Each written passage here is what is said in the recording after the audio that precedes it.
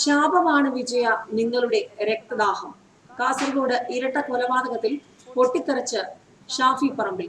കാസർഗോഡ് ഇരട്ട കൊലപാതകത്തിന്റെ പശ്ചാത്തലത്തിൽ മുഖ്യമന്ത്രി പിണറായി വിജയനെതിരെ രൂക്ഷ ഭാഷയിൽ പൊട്ടിത്തെറിച്ച ഷാഫി പറമ്പിൽ എം.എൽ.എ. ഔദ്യോഗിക ഫേസ്ബുക്ക് പേജിലാണ് ഷാഫി പറമ്പിൽ എം.എൽ.എ. വിമർശനം ഉന്നയിച്ചിരിക്കുന്നത്.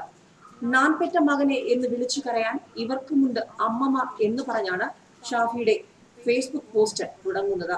എത്ര തലകൾ അറുത്തു മാറ്റിയാലാണ് നിങ്ങളുടെ ചോരക്കൊതി തീരുക എന്നും എത്ര കാലം നിങ്ങൾ കൊന്നുകൊണ്ടേയിരിക്കുമെന്ന് ഷാഫി പറമ്പിൽ കുറിപ്പിൽ ചോദിക്കുന്നുണ്ട്.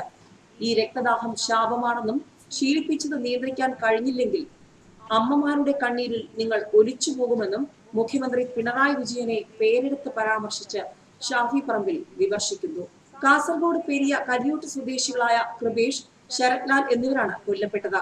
കല്യൂട്ട് നടന്ന തെയ്യം സംഘാടക സമിതിക്ക് ശേഷം തിരിച്ചു വീട്ടിലേക്ക് പോവുകയായിരുന്ന ഇരുവരെയും ഇടവഴിയിൽ വെച്ച് കാറിലെത്തിയ സംഘം വെട്ടിക്കൊലപ്പെടുത്തുകയായിരുന്നു.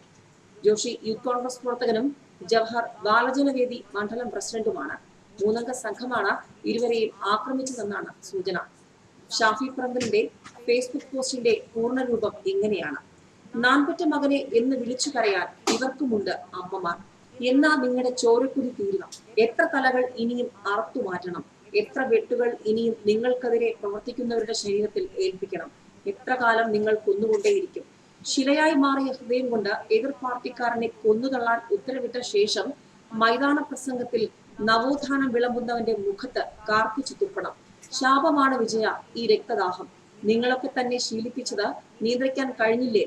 അമ്മമാരുടെ കണ്ണീരിൽ ഒലിച്ചുപോകും നിങ്ങളെന്ന് രൂക്ഷമായി വിമർശിച്ചുകൊണ്ടാണ് ഷാഫി പറമ്പിൽ രംഗത്ത് വന്നിരിക്കുന്നത്. ന്യൂസ് ഡെസ്ക് മലയാളി വാർത്ത.